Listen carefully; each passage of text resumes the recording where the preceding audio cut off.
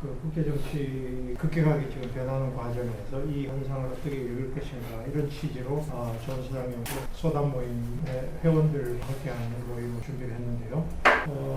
오늘은 경희대학 안병진 교수님을 모시고 이제 미국의 트럼프 체제 하에 미국의 트럼프가 이런 전쟁을 일으키게 되었는지 그리고 앞으로의 글로벌 질서가 어떻게 될 것인지 이런 부분들에 대해서 다들 지금 궁금해하고 계시고 이야기를 좀 안병진 교수님을 통해서 들어보도록 하겠습니다. 안병진 교수님을 우선 소개드립니다. 안병진 교수님은 경희대학교에 계시고 미래문명원에 지금 원장 맡고 계신가요? 스탠퍼드 대학의 방문학자를 역임하셨고 이재명 정부의 국정기획위원회 기획위원도 역임하셨습니다. 그리고 미국의 주인이 바뀐다 등 여러 가지 저서 논문들을 발표 미국가이십니다. 그래서 지금 이제 미국과 이란이 휴전 그리고 이스라엘과 레바논은 또 부분적으로 지금 전쟁이 되고 있고 호르무즈 해협에 대한 테러가 과연 있는가라고 하는 데 대한 사람들의 궁금증이 많고 트럼프가 선언하고 빠져 좋다라고 하는 그런 제안도 있고 또 하나는 현재 상태에서 과연 미국이 핵을 그대로 둔 이란 핵 개발 문제를 건드리지 않고 핵 개발하는 것을 거론하지 않고서 빠질 수 있겠는가라고 하는 그런 질문도 있는 것 같습니다. 그래서 지금 미국이나 이란이나 둘 전문가들의 이야기를 들어보면 양쪽 다 매우 지금 전쟁을 끝내야 될 이유는 분명한 것 같은데 쉽게 끝낼 수 없는 장기화될 거라고. 지금 뭐 뉴스에서 나오는 것처럼 사실은 트럼프 입장에선 이러지도 못하고 저러지도 못하고 굉장히 곤혹스러운 상황입니다. 이미 뭐 미국 11월 하원 선거는 뭐 이미 결과가 마치 나왔다고 얘기해도 과언이 아닐 정도. 심지어 상원은 사실은 그래도 공화당이 상원은 유지하면서 하원만 잃는 그림이었다가 하루하루가 지나면 확률은 계속 상원을 민주당이 가져갈 확률도 크고 그렇다고 전쟁을 지금 끝내자니 오바마가 했던 합의보다 훨씬 더 못한 조건 그리고 심지어 거기다가 호르무즈 해협까지도 이란에게 레버리지를 줬고요. 그래서 트럼프 입장에서는 본인이 도저히 감당할 수 없는 걸 건드린 것인데 근데 문제는 트럼프의 지금 머릿속에서는 소강 상태는 소강 상태지만 이란의 급소를 본인이 잡고 있다라는 대한현실 속에 살고 있어요. 뭐 완전한 대한현실은 아니지만 그러니까 역봉쇄라는 게 약간 기이한 개념이잖아요. 그런데 사실은 이게 트럼프 입장에 효과가 있습니다. 그러니까 이 봉쇄라는 건 사실은 영어로 얘기하면은 그건 act of war거든요. 전쟁 행위입니다. 휴전이 아닙니다, 이건.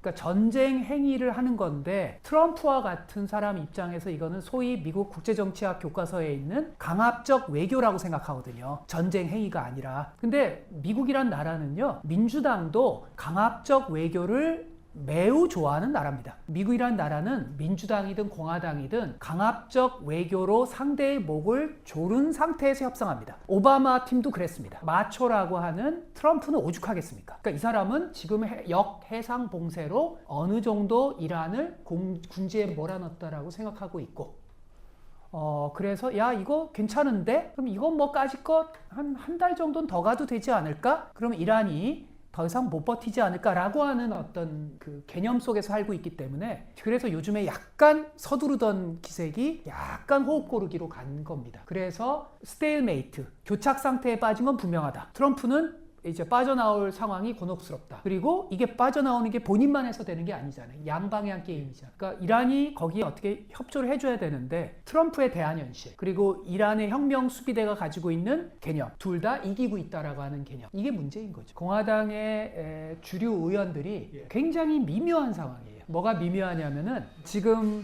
이제 마가의 영향력은 약화된 건 사실이지만 그러나 여전히 마가라는 그 집단 그래도 뭐 우리 대장이 하는 전쟁이니까 마음엔 들지 않지만 내 생필품 가격이나 이런 건 마음에 들지 않지만 우리 대장의 결정을 좀 밀어줘야 된다라고 하는 생각이 있고요. 그리고 약간의 좀 십자군 전쟁 그러니까 미국의 아시다시피 보수 진영은 어떤 종교적, 신학적 색채가 강하잖아요. 그러니까 이 전쟁에 어떤 종교적 색채가 지금 입혀 있거든요. 뭐 그거의 가장 극단적인 버전은 헤그세스 국방, 그러니까 전쟁부 장관. 이 사람 지금 십자군 전쟁하고 있는 거예요. 이 사람은.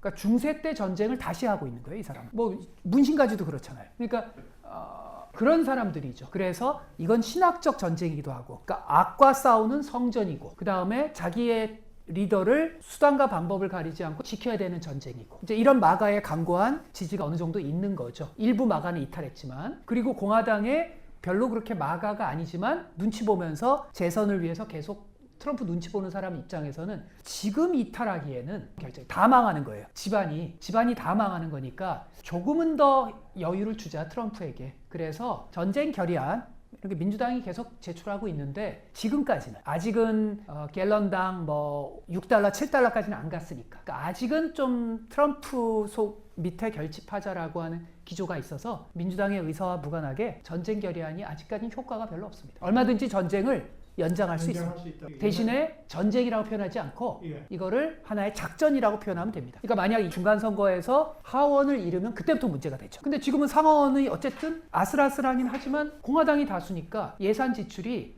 트럼프가 원하는 만큼은 아니지만 일단 지출은 받을 수가 있죠. 그래서 뭐 5월 1일 날 판이 난다라든지 이런 건 다 무의미합니다. 이제 이란이 먼저 트럼프 입장에서는 이제 버티기 어렵죠. 버티기가 어려운데, 지금 안 그래도 원래 어떤 의사 결정을 할 때 그렇게 안정된 심리 구조를 가지고 있는 사람이 아니거든요. 그래서 과거에는 국채 시장이 발작을 일으키면, 제가 관세 때 뭐라고 그 얘기를 드렸냐면, 많은 분들이 트럼프가 뭐 관세 무작정 갈 수 있는 것처럼 몇 가지가 중요하다. 1번 중간선거, 2번 국채, 3번 주식시장. 근데 주식시장과 국채시장이 발작을 일으키면 트럼프는 못 버틴다. 그리고 지금까지 제 가설이 맞았어요. 그런데 마두로 체포 이후에 의기양양한, 더욱더 본인의 이 자아가 팽창된 트럼프는 갈수록 의사결정에서 훨씬 더 안정적이지 않은 모습을 보이고 있어요. 그래서 저는 과거 같으면 전쟁이 이미 끝났어요. 과거 관세 전쟁 할 때. 지금은 트럼프의 그 멘탈이 대단히 그 스테이블하지 않아서 생각보다 11월 제법 다만 말씀처럼 뭐 $6, $7 뭐 이렇게 가고, 그 다음에 주식시장 흔들리고, 그 다음에 상원까지 넘어갈 가능성이 높다. 상원이 넘어가면 그거는 그야말로 치명상이죠. 그래서 결국 시간 싸움이죠. 저는 한국의 그 학자분들이, 그러니까 미국에도 일부 너무 기존 국제정치학의 교과서를 가지고 지금 트럼프의 행동을 이해하시려고 하면 수없이 오판에 빠지시게 될 거예요. 트럼프는 그냥 겁주는 거다. 매드맨 티오리, 닉슨이 했던 광인 이론이다 얘기하셨던 분들 침공했잖아요. 그럼 그분들은 그걸 어떻게 설명하실 거죠?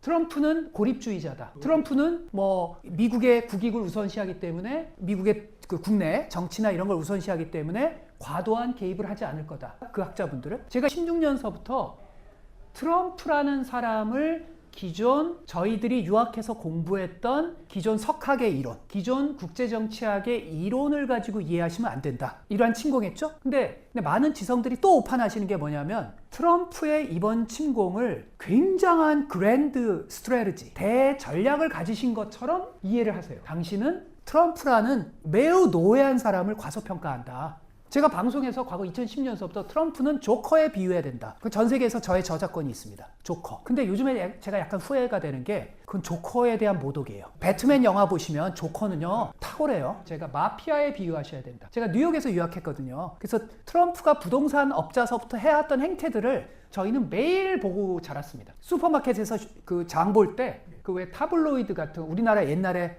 저희 어렸을 때 썬데이 서울 같은 거, 이거 마트에 있으면 항상 앞에 타블로이드가 매일 트럼프가 사고 치는 거, 그게 이제 일면 나와요. 그때부터 저는 보면서, 이 사람은 미국 정치를 전공한, 미국 대통령제를 전공한 저의 기존 생각을 버려야 되는구나 라는 건데, 트럼프가 지금 한 거를 암호화폐 패권 전략으로 보세요. 왜냐하면 우리 돈을 함부로 도박하듯이 할 수는 없잖아요. 근데요, 트럼프는 합리적 행위자가 아니거든요. 합리적 행위자였으면 사업하다가 부도이익에 그렇게 많이 몰리진 않잖아요. 또 하나의 가설, 중국 패권을 거꾸로 들이기 위해서 마두로 체포를 했고 이란 침공을 했다. 국제 지정학적 전략에 관심이 없습니다. 이 사람이 지정학을 볼 때는 뭘 위해서 보신지 아세요? 지정학을 볼 때는 우리 가문이 여기서 어떤 돈을 벌 것인가. 이 사람은 그거 이외에는 관심이 없어요. 여기다가 골프장을 어디다 세워야 되지? 그 다음에 평양에 어떻게 하면 내가 쿠슈너랑 내가 어떻게 하면 돈을 벌 것인가, 이런 거예요. 뭐였냐면은 마두로 체포해서 업됐고, 어떤 역대 대통령도 해보지 못한 중동 질서의 혁명적 재편을 이룬 위대한 대통령으로 교과서에 남고 싶은 이 사람의 팽창된 자아, 몇몇 탁월한 기자들이 커튼 뒤에 그 익명의 전문가들을 취재하면서 그 시나리오를 이렇게 계속 날짜를 추적해 보아서 내린 결론이 저랑 결론이 같더라고요. 즉 팽창된 자아, 중동의 질서를 본인이라면 할 수 있다.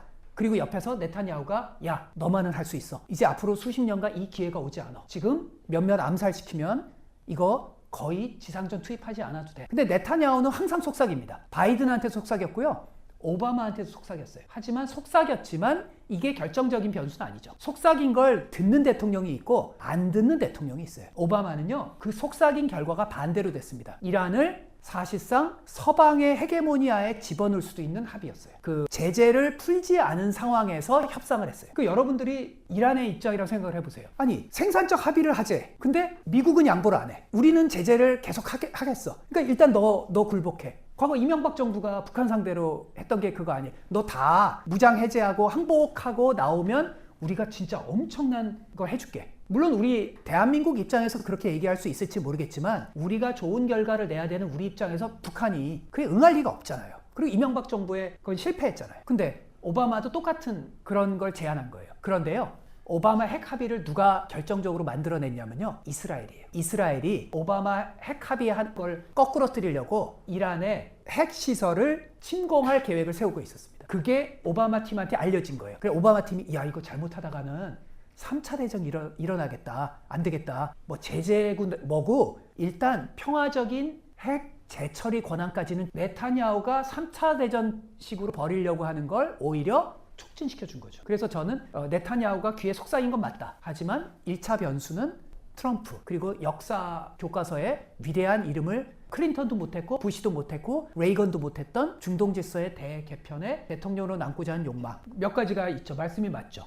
그러니까 예를 들어서 군산복합체를 지역구에 두고 있는 의원들. 그러니까 전통적인 레가시 군산복합체라고 하면 저희 대한민국에서 다 아는 보잉이나 이런 지역구 의원들은 강력한 이해관계가 있고요. 그 다음에 최근에 새로운 군산복합체, 스타, 빅테크, 팔란티어, 앤드류 같은 기업과 밀착된 의원들의 입장에서도 엄청난 이해관계가 있죠. 지금 팔란티어는 전 세계를 이제 지배하게 생겼잖아요. 이번에 앤드류 윌, 팔란티어, 클로드의 전 세계가 이번에 다시 한번 검증한 거잖아요. 그런 사람들도 이해관계가 있고요. 그 다음에 린지 그라함을 비롯한 강경 매파적인 공화당 의원들도 이해관계가 있습니다. 그 의원들은요, 전쟁을 불사하더라도 미국의 강력한 난폭한 힘을 과시하는 것, 그 이해관계를 가지고 있는 린지 그라함이 트럼프한테 계속 지금 트럼프에게 그 의혹을 불어넣어 주고 있습니다. 너 잘하고 있어. 걱정 마. 이거 다시 올 수 없는 기회야. 린지 그라함도 귀에다 속삭였죠. 이제 그런 사람들은 이해관계가 있죠. 약간 기독교 근본주의 쪽과 결탁된 의원들. 그 다음에 더 중요한 건 이스라엘의 캠페인 자금을 받아야 되는 의원들.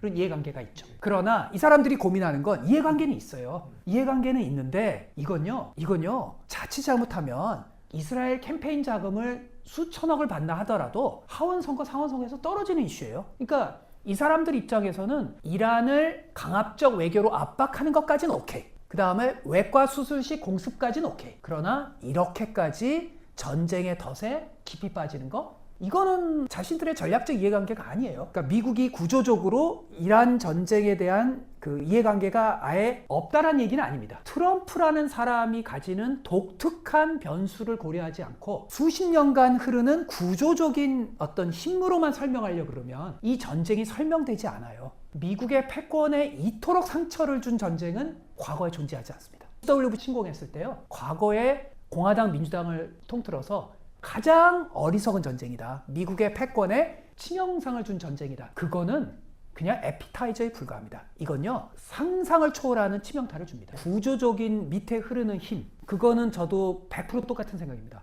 100% 똑같. 그런데 미국의 리버럴들이 지난 대선 때 제가 그 라디오 방송에 뭐 자주 나가지는 않는데, 뭐 김현정 씨는 비교적 제가 이렇게 존중하는 분이셔서 되게 탁월한 그 앵커에서 한두 번 나간 적이 있었어요. 그때 왜 교수님 기억나시겠지만 해리스 트럼프 토론할 때 김현정 앵커가 해리스가 그냥 이겼지요 라고 너무나 당연하게 생각하면 저한테 질문했어요. 제가 그때 뭐라고 얘기했냐면 뭐 이긴 건 사실이지만 해리스한테 높은 점수를 줄 수는 없습니다. 왜냐하면 해리스가 말하자면 이런 거죠. 우리 리버럴들이, 우리 민주당이 뭘 잘못했는데 제가 충격을 받았어요. 잘못한 걸 아직도 모른단 말이야? 아직도 반성하지 않구나. 과연 이 사람들이 진짜 러스트벨트에 백인 노동자들이랑 밤새서 대화를 나눠봤을까? 대화를 나누면서도 자꾸 계몽주의적으로 가르치는 관점에서 나누지 않을까? 저는요, 아이비리그를 나온 미국의 리버럴들은요, 또 미국을 모른다고 생각합니다. 자신들이 아는 미국은요, 코끼리에 코만 만지고 있어요. 아직도. 저는 한국의 많은 지식인들과 생각이 다릅니다. 그러니까 구조적인 흐름에, 그런데요, 한국에서 조금 오버하시는 게 이 구조적 흐름이라는 게 이것도 민주당이냐 공화당이냐에 따라서 이 구조적 흐름도 미묘하게 그 미묘하게 다른 걸 포착해야 우리 대한민국을 살아가는 사람은 훨씬 더 섬세한 전략이 나올 수가 있어요. 근데 자꾸 영국의 어느 철학 거장도 그렇고 한국의 많은 지식인들이 이제 트럼피즘의 세상은 앞으로 우리가 살아가야 할 뉴 노말이라고 생각하세요. 천만에 아마 11월에 민주당이 만약 트럼프가 윤석열식으로 계엄 안 하고 정상적 선거가 이루어져서 하면 하원에서 트럼프가 지고 나면 아마 유튜버들이 꽤 고민하실걸요. 다시 또 뭐 좀 오버하는 사람들은 정상의 시대가 돌아왔다, 뭐 이런 잘못된 분석을 또 하실 거예요. 그러니까 자꾸 오버하시는 거예요. 그러니까 미국의 역사를 길게 공부를 하게 되면은 너무 오버하시는 게 예를 들어 이런 겁니다. 교수님이랑 저랑 똑같은 생각은 이런 겁니다. 2016년에 미국의 리버럴이 지고 나서 엄청난 충격에 빠집니다. 질 수 없는 선거였거든요. 졌어요. 그래서 설리반이 팀을 꾸려가지고 우리가 왜 졌을까? 앞으로 우리가 다시 당선된다면 어떤 외교 노선을 할까의 프로젝트를 진행했습니다. 그 프로젝트의 결과가 뭐냐? 과거의 자유주의적 국제주의 만으로는 안 되겠다. 여기에 약간 트럼피즘의 색깔을 약간 입히자. 자유주의 국제주의 이론에 현존하는 최고의 석학은 프린스턴의 존 아이켄벨입니다. 존이 저희 학교에 한 10년 이상씩 겸직을 하고 있는데 제가 사회를 보면서 존이 한번 발제를 한 적이 있어요. 제가 그거는 많이 방송에서 인용했는데 여전히 그 에피소드는 의미가 있습니다. 존이 뭐라고 얘기했냐면 존이 이렇게 얘기를 해요. BJ, 나는 자유주의 국제주의는 여전히 유연하기 때문에 끊임없이 조응해 나갈 수 있다고 생각해. 그런데 좀 중산층을 고려한 자유주의야. 미국의 중산층을 고려한. 말하자면 제가 좀 평소에 대화식으로 ABJ 좀 내가 너무 좀 비자유주의적이지? 이렇게 농담 반 왜 그 프로이드가 얘기했잖아요. 농담할 때 사람은 진실된다고. 그러니까 좌한 입장에서도 자기가 약간 쪽팔리는 거예요. 그냥 자유주의 국제주의면 국제주의지 미국 중산층을 고려한단 말이 무슨 말이에요? 보호주의 하겠다는 얘기예요. 제조 보호하겠다는 거예요. 사우스코리아 팔을 비틀어서라도. 그런 자유주의인 거예요. 자, 그 결과가 어떻게 됐죠? 트럼프 관세 완전히 폐지했나요? 폐지 안 했어요. 아시잖아요. 그리고 디커플링은 아니지만 어떻게 했죠? 딱 그 외과 수술식으로 중국의 가장 약한 데를 때렸잖아요. 저는 제 가설은 이렇습니다. 만약 8년에 미국의 리버럴이 집권한다 하면 한국의 지식인들이 얘기하는 것처럼 트럼피즘의 시대가 영원하다? 영원하지 않아요. 기조가 바뀌어요. 미국의 자유주의자들은요, 지금 전 세계가 반미 국가가 됐잖아요. 심지어 이제 이스라엘 때리는 거 금기사항에서 벗어났잖아요. 지금 이재명 대통령 이스라엘 때렸을 때요, 그 나중에 트윗이 스타 됐습니다. 대한민국의 대통령이 이런 적이 있나요? 미국에서요, 지미 카터 전 대통령, 초당적으로 존경받는 대통령도요, 이스라엘 비판했다가 다음날 매장됐습니다. 한국의 중견 국가의 대통령이 이스라엘을 비판해요. 근데 스타가 됐어요. 지금 우리가 살고 있는 세상이 이렇거든요. 그 노선은 설리반이 했던 것보다 조금 더 우파적일 거다. 왜냐하면 트럼프 시대를 겪었잖아요. 하지만 한국의 지식인들이 생각하는 것만큼 트럼프식으로 저렇게는 그러니까 동맹에 대한 좀 지금 같은 예, 동맹과의 관계 복원하려고 합니다. 다만 복원은 하는데 말씀처럼 이제 나토 그다음에 스콜이 이제 좀 웬만한 건 니네가 좀 해라 라는 식이지만 그래도 정신 나간 애처럼 하지는 않을게. 나가면 그건 우리가 해줄게 식으로 세련된 자유주의 특유의 동맹관계 복원할 겁니다. 복원하고요. 그 다음에 이제 보호주의 같은 것도 이제 좀 더 맞춤형. 그 다음에 그 지금처럼 중동에 저렇게 개입주의적으로 안 하고요. 다시 피보트 아시아, 다시 중국 견제 중심축을 옮깁니다. 그래서 저는 이렇게 비유하겠습니다. 엘브리치 콜비의 소프트 버전이 될 것이다. 그 엘브리치 콜비란 공화당의 스타가 그러니까 일본, 대만, 한국, 필리핀 같이 네트워크를 미국과 이뤄서 시스템으로 중국과 싸우자. 시스템이에요. 시스템으로 이 네트워크를 이뤄서 피보트 아시아를 하는데 콜비식으로 하는데 이렇게 그냥 팔비틀기보다는 협의해 나가면서 시스템을 완성하려고 하겠죠. 근데 다만 다만 소프트한 부드러운 콜비 노선이 될 거라고 저는 예상합니다. 근데 여기서 한국의 진보적인 분들이랑 저랑 생각이 좀 다릅니다. 진보적 학자들과 저의 생각이 다른데 뭐가 다르냐면요. 한국의 진보적인, 제가 조심스러운데 한국의 진보적인 학자분들은 자유주의의 네트워크에 대해서 조금 관심이 약하십니다. 그런데요, 지금 유럽은요, 홍콩 사태, 대만 사태 이전의 유럽과 우크라이나 침공 이후의 유럽은 다릅니다. 유럽은요, 지금은 미국이 너무나 밉지만 돌아갈 데가 없어요. 중국과 다양한 협약도 맺고 협력은 하지만 영원히 중국과 어떤 더 깊은 관계를 가질 수 있는 나라라는 생각을 접었어요, 이미. 다만 미국이 저는 악당 짓을 하는 것 때문에 저러고 있는 거죠. 홍콩 사태가 굉장히 컸고요. 우크라이나 사태가 굉장히 컸습니다. 그리고요, 한국의 진보적인 분들이 잘 생각하셔야 되는데요. 잘 생각하셔야 되는, 여기서 저한테 비판하셔도 제가 할 말은 없는데요. 지금 우리 사우스 코리아가 놓여있는 위치라는 게 대단히 어렵습니다. 대단히 어려워요. 자, 제가 그 얘기를 한번 드려볼까요? 바이든이 들어선 초기에 저랑 진보적인 많은 정치학자들한테 된다고 얘기했어요. 미국으로부터. 그때 교수님 기억하시겠지만 핵무장까지 얘기했잖아요. 정 박사는. 그래서 윤석열이 한때 막 거기에 그랬잖아요. 근데 제가 얘기하는 건 핵무장이 아니라 전홍축. 지금 이란이 미국과 합의했던 3점 JCPOA.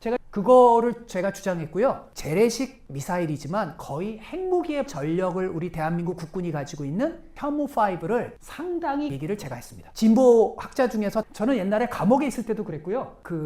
민주화 운동을 할 때도 조금은 그랬고요. 지금도 그런데요. 제가 주장하는 진보는요, 실사구시적 진보입니다. 세상이 빌런들이 주도하는 골목대장, 우리 옛날에 읽었던 이문열 선생님의 일그러진 영웅에 나오는 엄석대 같은 골목대장, 지금 애들의 비유를 하면 일베가 반을 장악하는 세상, 트럼프가 일베 같은 거죠. 그러면 어떻게 해야 될까요? 트럼프를 상대로 하버마스적인 공론장을 펼쳐야 될까요? 아니에요. 저는 감옥에서 그렇게 살지 않았어요. 강한 힘이 뒷받침되면서 협상을 해야죠. 트럼프는요, 힘에만 반응합니다. 지금 향후 30년은요, 빌런들의 세상입니다. 그래서 제가 전홍축, 만약 미국이 우리를 협박하면서 핵물질에 대한 걸 끊어버리면 어떡할 거예요? 러시아한테 받을 거예요? 로사툼한테? 그러면 푸틴이 순순히 우리한테 계속 과거에 주듯이 줄까요? 안 줘요. 저는 제 얘기가, 이재명 정부는 자주국방에 대한 의지가 셉니다.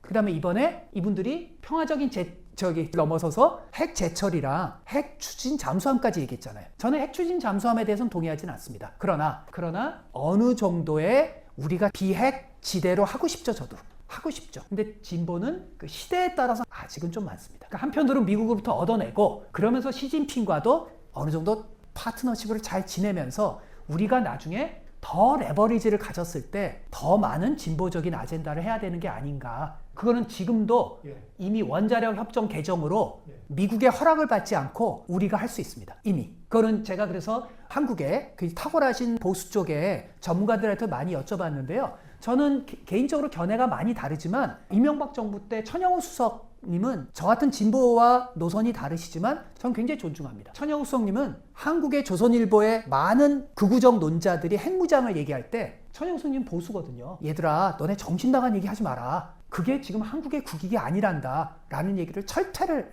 했던 분이세요. 그러니까 보수지만, 그러니까 저희와 대화가 가능하신 실사구시적 보수예요. 근데 지금 이란이 미국과의 논쟁에서 억울한 게 그런 겁니다. 10.67의 전홍축은요, 에너지 주권의 문제예요. 이거는 60% 고농축이 아니잖아요. 그러니까 이거는 뭐 우리가 지금 같은 에너지 위기의 상황에서는 국가의 주권이고 원자력 협정 개정. 그러니까 다만 이게 제철이나 이거는 미국으로부터 허락을 받아야 됩니다. 지금 그게 구분을 해야 될 것 같아요. 뭐냐면 트럼프가 두려워하는 거랑 지금 말씀처럼 미국이 두려워하는 건 완전히 다르거든요. 우리가 흔히 알다시피 자꾸 이번에 호르무즈 해협 동참 안 하는 거 이런 거잖아요. 자기 이 조폭 질서에서 자기 말을 안 듣는 거, 이게 나중에 어떻게 청구서로 올지는 걱정이죠. 근데 지금 말씀처럼 엘브리치 콜비나 미국의 아주 무서운 미국의 국익을 위한 섬뜩한 전략가들, 그들의 입장에서 걱정이 되는 건 그거죠. 전략적 유연성, 아까 제가 말한 시스템, 중국을 견제하기 위한 시스템 속에서 이제 자기네들 생각에서 대한민국은 북한 견제가 중요한 게 아니잖아요. 자기네들 입장에서 대한민국은 시스템 속에서 중국 견제에서 어떤 전략적 유연성에서 역할을 할 거잖아요. 근데 우리 대한민국을 살아가는 시민의 입장에서의 중요한 건 중국 견제가 아니잖아요. 그리고 우리가 전장이 되는 거잖아요. 이번에 보세요. 끔찍하지 않나요? 예, 사우디에, 카타르에, 아랍에미레이트에 주한미군 기지. 두바이가 지금 막 그 세계적인 번영의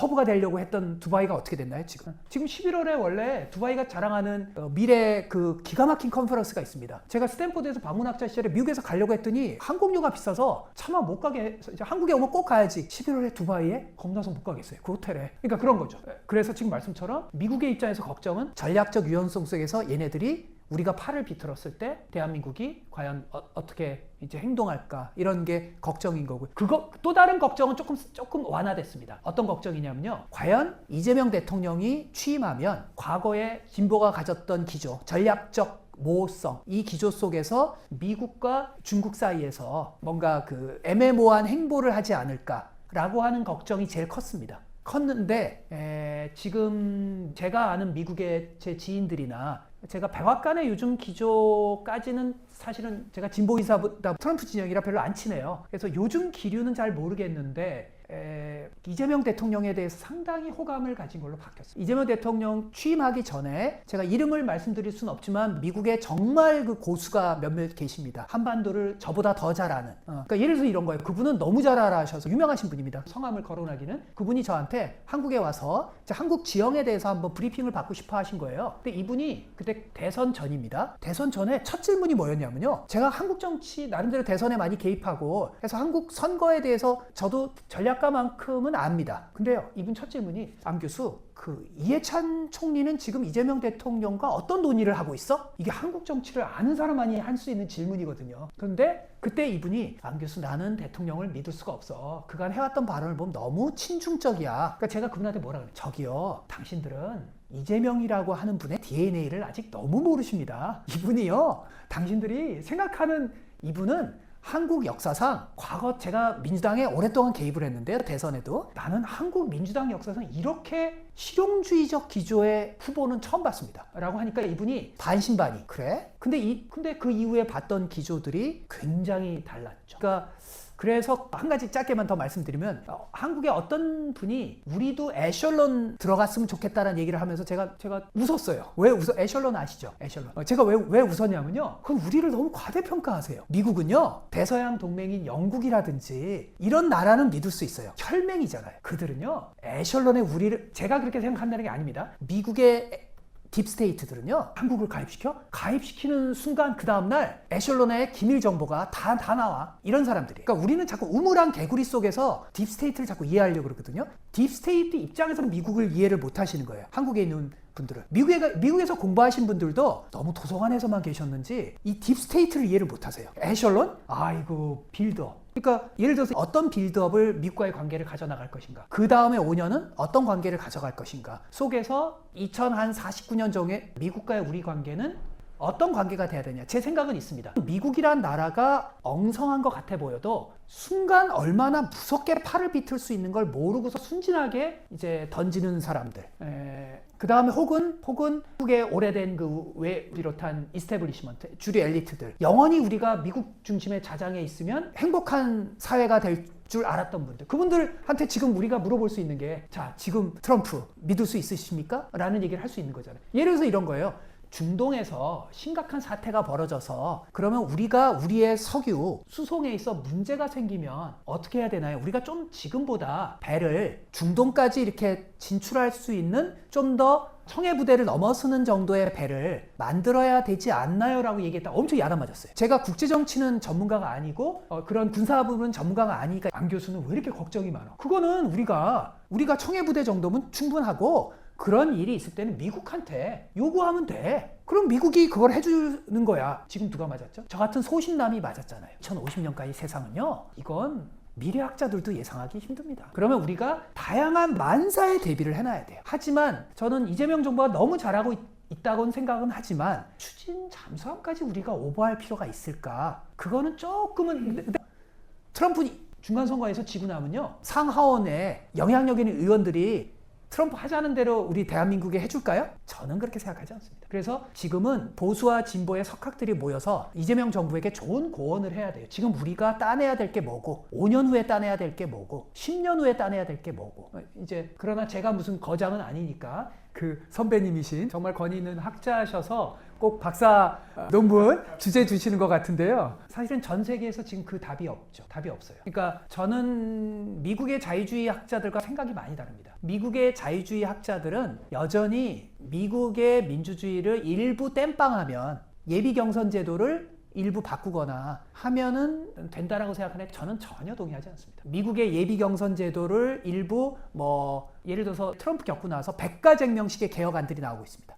의원 임기를 제한하자, 유럽식 내각제로 가자, 미국 내에서도 수많은 개혁안들이 나오고 있습니다. 그런데요, 저는 회의적입니다. 미국의 메디슨과 제퍼슨이 만들었던 그 설계가 근대 초기에 미국 민주주의의 설계가 이제는 회복 불가능하게 망가졌습니다. 그 당시 핵심 정신은 공화주의였죠. 견제와 균형이었죠. 견제와 균형이에요. 체크 앤 밸런스. 트럼프라는 단어를 꺼내지 않고 의회에서 체크 앤 밸런스 얘기하는 순간 민주당 사람들이 환호성, 그러니까 여전히 영국은 이 몽테스키웨나 이런 자신들이 미국에게 전파해준 체크 앤 밸런스 전통을 존중하는 거잖아요. 근데 제가 미국 사람들한테, 미국의 자유주의 학자들한테 물어보고 싶어요. 체크 앤 밸런스? 지금 미국이 체크 앤 밸런스가 있나요? 하원을 상원이 견제하나요? 원래 건국의 쇼들은 하원은 민중을 대변하고 상원은 지혜를 대변하고, 근데 상원이 지혜를 대변하나요? 대변하긴커녕 트럼프 눈치 보느라고 바쁘죠. 그러니까 선거에 의한 민주주의의 가능성에 대해 저는 굉장히 회의적입니다. 상원을 선거로 뽑는다? 그게 개혁이었지만 지금 금권 선거잖아요. 그래서 미국의 민주주의가 과연 앞으로 회복이 될까? 저는 회복 가능성이 저는 없다고 봅니다. 그런 회복이 되려면 그야말로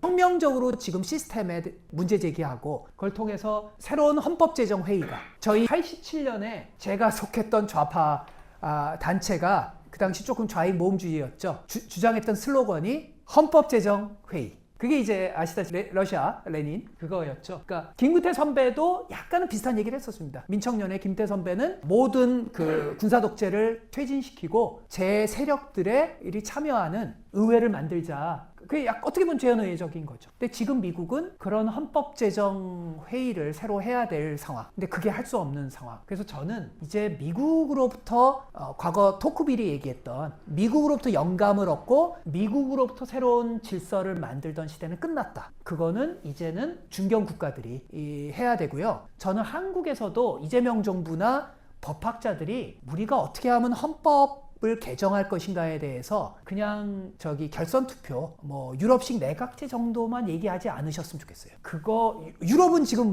잘하나요? 아니잖아요. 그래서 제가 한 가지 아이디어로 하원과 상원이, 그리고 한국의 국회가 중장기적인 전략을 심각하게 논의할 수 있는 국회가 아니잖아요. 당장 선거에서 당선되셔야 되잖아요. 저희는 테뉴어 교수니까 AI, 전례 없는 중장기적인 이슈. 지금 우리가 예를 들어서 클로우드나 미토스나 이런 데 대해서 내리는 결정은요, 내후년에 대한 결정이 아니라요, 미래 세대가 10년 후에 미래 세대가 태어났을 때, 눈을 떴을 때 그냥 더 이상 교정이 불가능한 세상을 만드는 거예요. 지금 AI는. 근데 그걸 지금 현존하는 상하원이, 현존하는 유럽의회가, 현존하는 한국의 국회가 할 수 없죠. 그분들이 나빠서가 아니라 이해관계가 다르죠. 그러면 어딘가는 새로운 브랜치는 현재 의회가 내리는 결정에 대해서 비토권을 가지는, 태어나지 않는 세대와 태어나지 않는 비인간을 대표하는 누군가는 필요하다는 게 제 아규먼트입니다. 문학과 지성사에서 냈는데요. 열심히 나름대로 노력해서 유럽에서 반응이 좋았는데 하필이면 계엄 직전이었어요. 귀신 신하라 까먹는 얘기죠. 지금 당장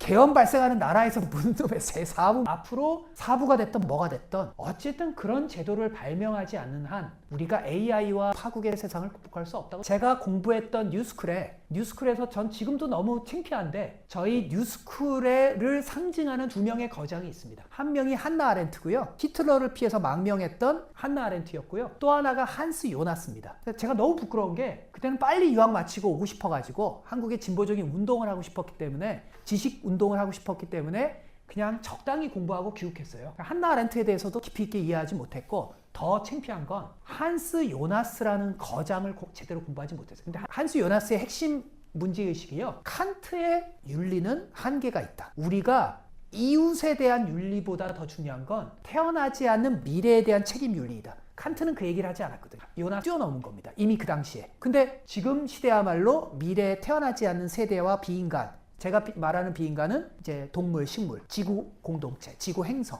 이거에 대한 한스 요나스적 문제의식을 누군가는 해야 되는데, 저는 그래서 뭐 규범적인 얘기지만 이재명 정부가 지금 참여연대를 중심으로 해서 시민의회 운동을 하는 거 아시죠? 그걸 하고 있는데 저는 시민의회 훌륭하고요. 이태호 처장님을 비롯한, 이태호 처장님도 저랑 같이 국정기획위원회 기획분과에 있었거든요. 시민의회 운동이라는 게 참 훌륭합니다. 저희 경희대학의 김상준 교수님을 비롯한 좋은 분들이 선각자로 제기했던 의회, 그 훌륭한 아이디어입니다. 저는 이재명 정부한테 요청하고 싶은 건, 그 다음에 저희 시민사회에 요청하고 싶은 건, 시민의회도 훌륭한데 그 시민의회의 구성이 태어나지 않는 미래를 대표하거나 수탁하는 그런 형태의 시민의회. 이번에 서울시장이 누가 되시든 그 다음에 이재명 정부가 그런 걸 작은 실험으로 지자체에서나 청와대에서나 국회에서 좀 하셨으면 좋겠어요. 왜냐? 미국 애들은 못해요. 그건 전 세계에서 전위적인 나라인 대한민국이 가장 잘할 수 있습니다. 그런 걸로 헌법 개정하고 그런 걸로 대한민국이 앞서가야 전 세계가 존경하죠. 단지 국익과 실용만으로 전 세계가 존경하지 않습니다. 그러니까 지금 마크 카니가 다보스에서 화두를 게 전 세계 지금 시대 정신이 됐거든요. 가치에 입각한 실용. 우리 대한민국은 미국의 미래에 대해서 한국의 지식인분들이 너무 성급한 결론을 내리시지 않으셨으면 좋겠어요. 너무 성급하게 이번 미국의 이란 침공으로 미국의 패권이 붕괴됐다. 글쎄요. 저는 미국의 빅테크가 여전히 무시무시합니다. 매그니피센트 세븐 중에 유럽이 하나라도 있나요? 없어요. 중국? 물론 중국이 무섭긴 하죠. 그래서 저는, 그리고 좀 사람이 그때 영국의 패권이 왜 더 쉽게 쇠퇴했냐면요. 같은 자유주의 국가끼리 패권의 이행이었기 때문이에요. 그 미국 애들이 뭐 중국 애들을 지적 재사건 탈취하고 하는 건국의 시조가요. 해밀턴입니다. 알렉산더 해밀턴. 해밀턴은요. 천재 한 100명을 합쳐놓은 천재입니다. 그래서 이 사람들은 해밀턴에 대한 존경심 때문에 해밀턴 뮤지컬도 만들었거든요. 해밀턴 뮤지컬 정말 재밌습니다. 근데요. 제가 해밀턴 뮤지컬을 맨하탄에서 이렇게 보면서 한편으로는 씁쓸하더라고요. 뭐가 씁쓸하냐면요. 영국으로부터 지적 재사건 탈취하고 하는 거에 규제가 해밀턴입니다. 원래 미국 애들이 다 했던 짓이에요. 그런데 그 당시 영국은요. 첫째 오판했고요. 미국의 힘을 쉽게 생각했고요. 그 다음에 같은 자유주의 국가였기 때문에 관대하게 대했어요. 근데요. 지금 미국이 중국한테 관대할까요? 그래서 감히 제가 시진핑이거나 후진타오였으면 저는 저렇게 안 합니다. 너무 빨리 고개를 쳐들었어요. 후진타오. 그리고 시진핑은 더 고개를 쳐들었어요. 이 사람들이요. 제가 약간 장난입니다, 이건. 이 사람들한테 말씀드리고 싶은 건 마오는 자본론을 원전으로 읽지 않았어요. 기억하시나요? 그 시절. 저는 운동권 시절에 일본의 안파 서적에서 만든 마오에 대한 책들이나 마오의 모순론 실천론을 읽으면서 감히 외람되지만 시진핑이나 이분들은 자본론을 이해하지 못하셨는데요. 뭘 이해하냐면 칼막스는요. 자본주의를 과소평가하지 않았습니다. 칼막스는요. 자본의 사회화나 이런 것들에 대해서 높이 평가했습니다. 2008년 금융위기를 보면서 중국의 공산당은 미국 자본주의의 몰락을 생각했는데요. 그거는 굉장히 단견입니다. 그래서 제가 마지막으로 드리고 싶은 얘기는 미국의 패권이 심각하게 훼손되고 있는 건 사실이다. 이게 2040년에 무너질지 2050년에 무너질지 더 일찍 무너질지는 그거를 거장들도 쉽게 예단하셔서는 안 된다. 역사라는 건 그렇게 쉽지 않다. 그래서 지금서부터 미국 패권이 약화되는 걸 좀 신중하게 관찰하셔야 된다. 너무 성급한 진단은 유튜브를 보시면서 내리시지 않으셨으면, 너무 성급한 진단을 내렸다가 우리가 미국부터 얻어낼 거, 이런 부분에서 전술적 오판을 할 수도 있죠. 근데 이건 사실은 뭐 거의 책 한 분량의 거대한 얘기죠. 그래서 어쨌든 오늘 이야기 상당히 좋은 이야기 많이 하셨고, 또 제 생각에는 전쟁이 어떻게 될지 이런 이야기를 꿈도 공론에서 계속해야 돼. 계속해서 여러 가지 이견들, 특히 한미가 그렇지만 한국의 이 미래 말하자면 6월 3일 선거 이후의 한국, 이재명 정부의 진로 문제도 굉장히 중요한, 굉장히 크리티컬한 포인트라고 보고 있거든요. 그래서 지금 굉장히 우리가 많이 떠들어야 될 상황이어서 미국 제대로 알고 트럼프 체제의 어떤 성격도 이해하고 국제적인 변화도 좀 이해할 수 있는 게 좋은 이야기가 많이 전파될 것 같아요. 오늘 이야기 고맙습니다. 예, 선생님.